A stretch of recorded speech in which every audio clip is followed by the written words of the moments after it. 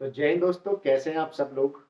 आशा करता हूँ, उम्मीद करता हूँ कि बेहतर होंगे, अच्छे होंगे और अपनी तैयारी तो छोड़ दी होगी डीबीपीएसटी के एडमिट कार्ड की खुशी में। ऐसी चल रही कौन बेटे, ठीक है। चलो फिर से आप सभी लोगों को बहुत बहुत मुबारक जिनका इस मेरिट में नाम था और अब वह डीबीपीएसटी के चरण में आगे की ओर अग्रसर कर रहे हैं अपनी इस भर्ती प्रक्रिया को। तो पता तो चल गया होगा है, 19 तारीख से आरंभ है। बस अब जो है भर्ती प्रक्रिया बहुत तेज हो गई है बच्चों। और भर्ती बोर्ड को भी मैं सल्यूट की, बच्चों की सुनी उन्होंने और इस भर्ती प्रक्रिया को तेज करा। हाँ, इससे कहीं ना कहीं यूपीएसआई वाली जो रिक्रूटमेंट है उस पर भी प्रभाव पड़ेगा और वो भी अपना जो है एक अच्छी गति सीमा को पकड़ने का काम उसमें जरूर रहेगा। तो बच्चों बात आती है डीबीपीएसटी की, है ना। सबको पता है 19 तारीख से शुरू है और चलेगा आगे कुछ दिन और सिलसिला। और सभी को फिर से बहुत बहुत बधाई, आप लोग इसके पात्र भी हैं। तो बच्चों जब डीवीपीएसटी, देखो अभी का फिनोमिना क्या है, क्योंकि मेरे को 9 साल तो मेरे को हो गए इस विभाग में और उससे 1 साल पहले मैं रिक्रूटमेंट में था जब था।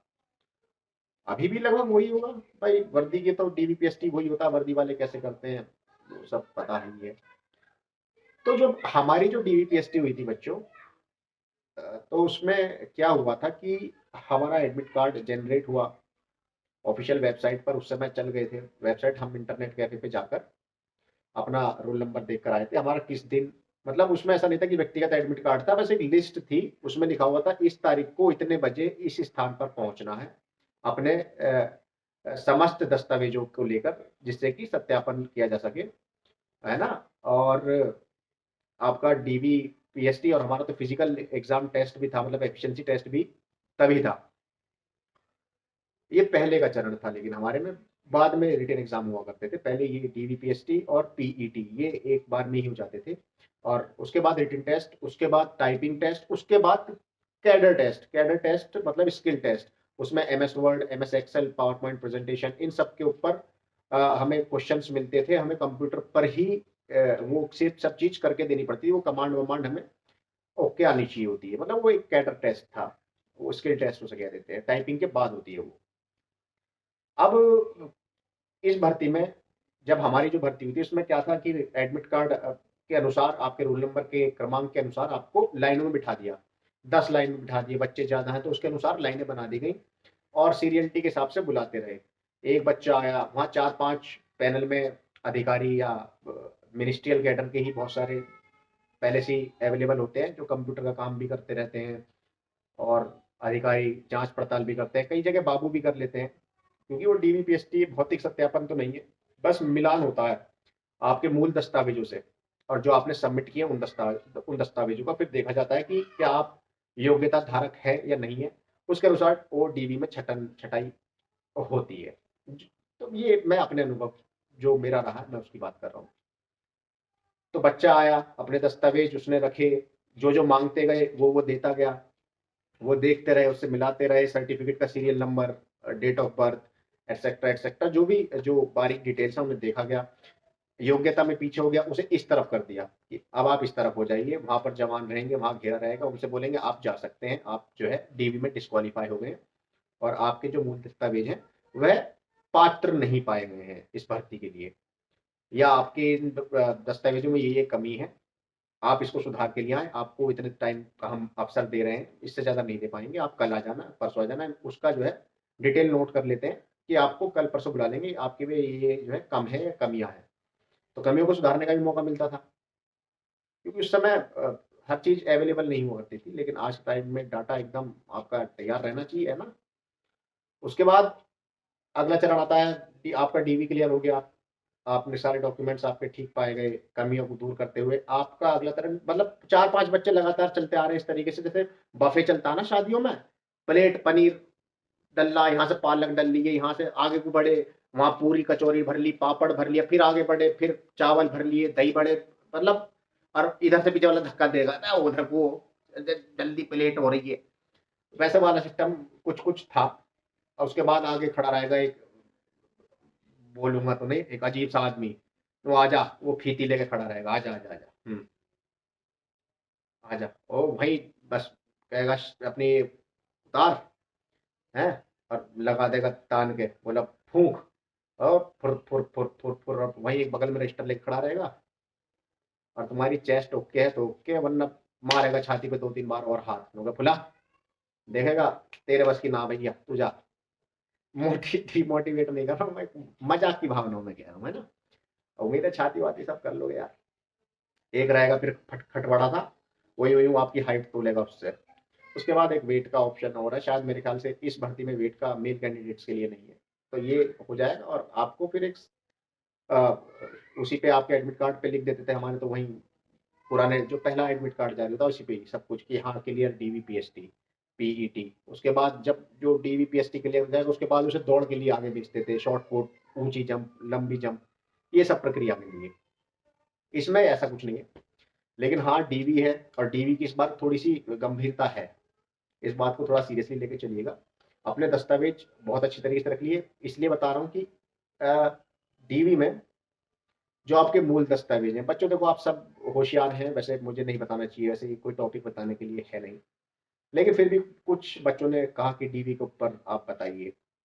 तो बच्चों डीवी में सबसे पहले आपकी शैक्षिक योग्यताएं कि जितने भी प्रमाण हैं आपके पास, 10वीं 12वीं की मार्कशीट्स आपकी, है ना, परिणाम रिपोर्ट जिसे कहते हैं वो, दोनों दोनों भी, और उसके सर्टिफिकेट, सनद जिसे हम हिंदी भाषा में कहते थे या अपनी लोकल भाषा में सनद कहते हैं, प्रमाण पत्र या सनद, वो आपके दोनों ओरिजिनल, है ना, मूल दस्तावेज, ये दोनों, इनकी आप चाहें तो 2-2 या 3-3 4-4 अपने अनुसार इनकी प्रति भी लेके चलिए, प्रति मतलब फोटो कॉपी, उनको लेकर जाइएगा। उसके बाद ये आपके 10वीं 12वीं हो गए, फिर आपके आ गया जो ग्रेजुएशन का है, ग्रेजुएशन में आपकी मार्कशीट, आप बीटेक हैं तो आपके पास 8 मार्कशीट होंगी आपकी, 8 सेमेस्टर वाइज, बीसीए है तो आपकी 6 सेमेस्टर वाइज होंगी।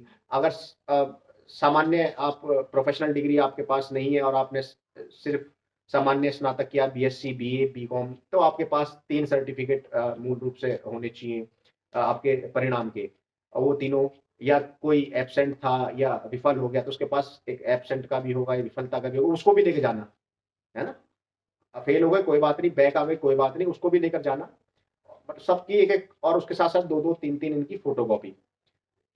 इंपॉर्टेंटली बता रहा हूँ, डिग्री मिस मत करके जाना अपनी, जो आपकी ग्रेजुएशन की डिग्री है उसको बिल्कुल भी मिस मत करना, और उनको आप हासिल करें, अभी तक नहीं करी, यूनिवर्सिटी को खटखटाएं, यूनिवर्सिटी से लें, नहीं या प्रोविजनल बनवाएं, कुछ भी करें, बट आपके पास एक डिग्री होनी जरूरी है, और उसकी फोटोकॉपी 2-3 अनुसार, है ना। ये हो गई आपकी शैक्षिक योग्यताएं में। अब आती है बात ओ लेवल की समकक्षताओं की, जो भी आपके पास ओ लेवल है। देखो बच्चों, देखो मेरा किसी का दिल तोड़ने वाला मेरी बात नहीं है कि मैं किसी का दिल तोड़ना चाह रहा था, या किसी को धक्का लगा कि मैंने बताया कि ये मान्य नहीं होंगे। बच्चों आप जरूर जाएं, मैं किसी को ये नहीं कह रहा कि आप जाना मत, आप अवश्य जाएं। आपके पास कोई भी प्रमाण पत्र है समकक्षता में ओ लेवल के, आप डीवी में जरूर जाएं। मेरा पॉइंट दो है, एक वैलिड और इनवैलिड। इनवैलिड आपकी होगी, आपको हटा दिया जाएगा, आपके खिलाफ कार्रवाई नहीं होगी। वैलिड है, आप मान्य रहेंगे। ये हो गई सिर्फ वैलिड इनवैलिड, दो ही पिन हो सकते हैं, आपने कर रखा है तो या तो वो वैलिड होगा वहां पर, या वो इनवैलिड माना जाएगा वहां पर। इसमें आपके विरुद्ध कोई कार्रवाई नहीं होगी, प्रशासनिक कार्रवाई कोई नहीं होगी, है ना, अनुशासनहीनता की कोई कार्रवाई नहीं होगी, तो इससे आप बेफिक्र रहें। नहीं चलेगा नहीं चलेगा यार, अगली बार वो लेवल करना या कोई और अच्छा कोर्स कर लेना, कोई दिक्कत नहीं है ना। ये नहीं कह रहा कि क्या पता चले चल जाए, भर्ती बोर्ड को लास्ट में लगे कि हाँ हमें ले लेना चाहिए, तो वो इसलिए जाना जरूर, ये नहीं करा आपने इतनी मेहनत कर इतना अच्छा किया है और उसके बाद आप मेरी पॉइंट को सोचते हुए कि मैंने बताया कि मान्य नहीं होगा तो हम नहीं जाएंगे, दिमाग खराब हो गया, ऐसा नहीं करना। जाइएगा जरूर, वहां देखेंगे क्या होगा यार, है नहीं।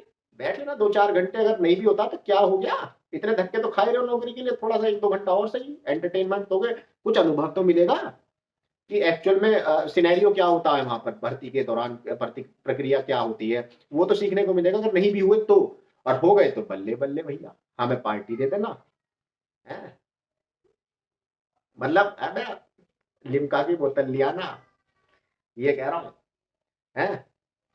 और ये इसकी भी ओरिजिनल आपकी मार्कशीट भी, आपके पास एडीसीए है, डीसीए है, कोपा है, डोइप है, या अन्य जो भी DHIL है, कुछ भी है, XYZ जो पैरेलल में सर्टिफिकेट्स हैं, इनकी ओरिजिनल मार्कशीट, उनकी फोटोकॉपी कम से कम मैं आपको सलाह दूंगा 3 लेके जाइएगा।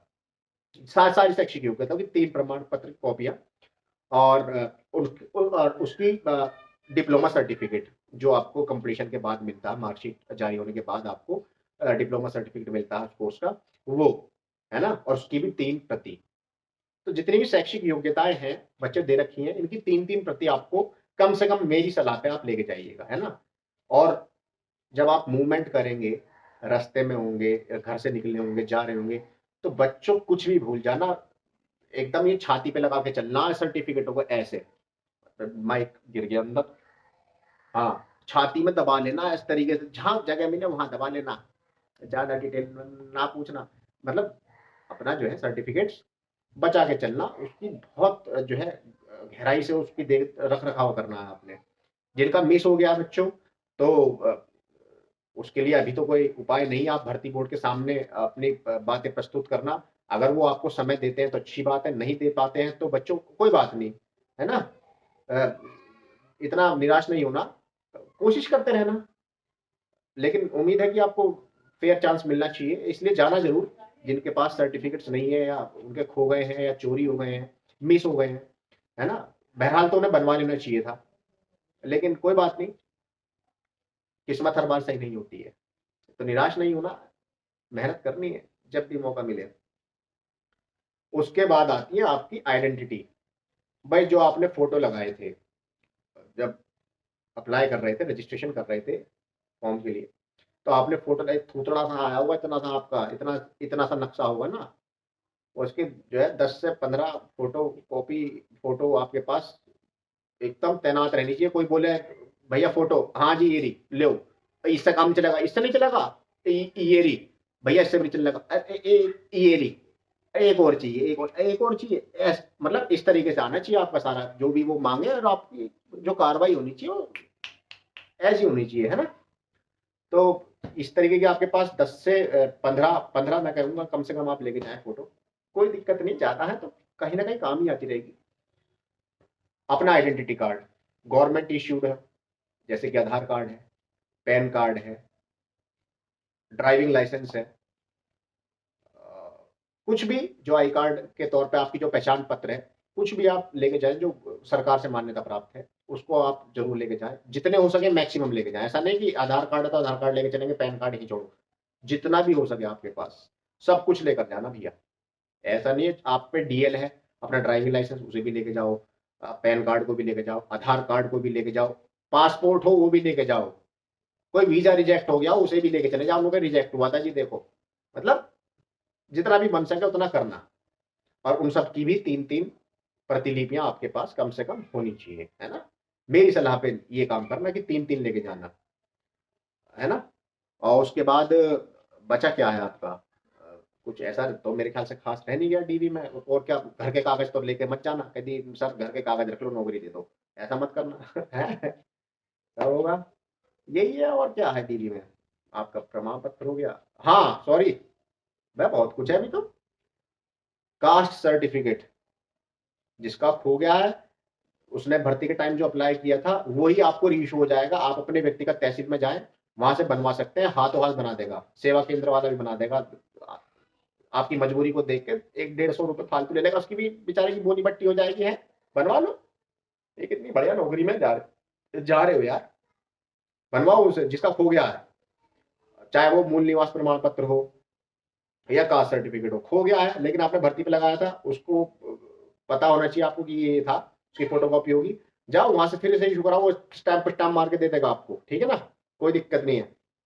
और दो यही है, EWS तो EWS लेके जाओ, SC ST जो भी है लेके जाओ, जिसने पुराना लगाया होगा भर्ती के टाइम पर, उसके बाद उसने बनवाया बाद में, तो दोनों लेकर जाना, एफिडेविट बनवा लेना, सब ओके हो जाएगी। जिसकी माइनर प्रॉब्लम है, एप्लीकेशन फॉर्म भरने में माइनर गलतियां हो गई हैं, या सर्टिफिकेट्स के में स्पेलिंग मिसमैच हो रही है, तो एफिडेविट चलाना, आपका काम बन जाएगा, है ना।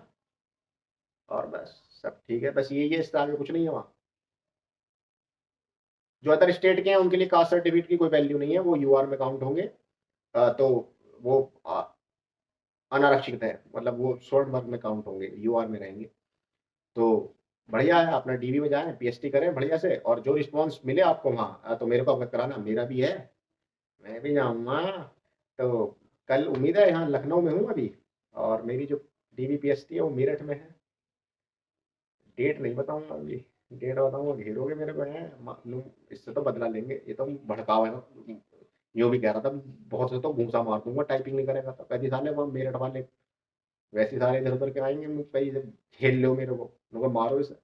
ऐसा मत करना यार, भाई हूँ तुम्हारा। तो चल रही है दुकान, अपनी छोटी सी दुकान है यार, आप ही लोगों के भरोसे चल रही है, और किस लिए चला रहा हूँ मैं, हैं? मजे करो, टिप टॉप रहो, जिंदगी चलती रहेगी। फिर मिलते हैं, डीवीपीएसटी के बाद आऊंगा, डीवीपीएसटी का भी रिस्पॉन्स बताऊंगा क्या रहा क्या नहीं रहा है, वो बात की बात है। और आपका जो है मेडिकल के ऊपर एक डिटेल वीडियो मैं गारंटी दे रहा हूँ आपको, बताऊंगा क्या होता है, कितने पॉइंट्स होते हैं, किस पॉइंट्स पर क्या दिक्कत आ सकती है, क्या नहीं आ सकती, किस पॉइंट को हम अपने स्तर से कैसे दूर कर सकते हैं, सब बताऊंगा डिटेल में, है ना। तो ठीक है दोस्तों, अभी के लिए बहुत है। जय हिंद है, और टाइपिंग कर लेना है, जिनका नहीं हुआ है ना अभी, कभी सोचे लोग इनका तो हो गया अब हमारा नहीं होने का, टाइपिंग करते रहना बेटे, है। वही टाइपिंग फोड़ फाड़ दूंगा मैं, नहीं तो मुझे गुस्सा आ गया तो। वैसे तो इतना बॉडी बिल्डर मैं हूं नहीं, लेकिन टाइपिंग करते रहो बच्चों। यहाँ नहीं, कहीं और काम आएगी, काम तो आएगी, टाइपिंग कोई बुरी चीज थोड़ी है। आने वाली प्रणाली ऐसी है, सरकारी नौकरी, आप चपरासी भी होगे तो कंप्यूटर बैठ के कुछ ना कुछ कर रहे होंगे। तो टाइपिंग मजबूत रखो, लठ गाड़ देंगे। कैसे गाड़ देंगे, अरे नू गाड़ देंगे, नू। ठीक है, चलो, अभी के लिए बहुत है। जय हिंद।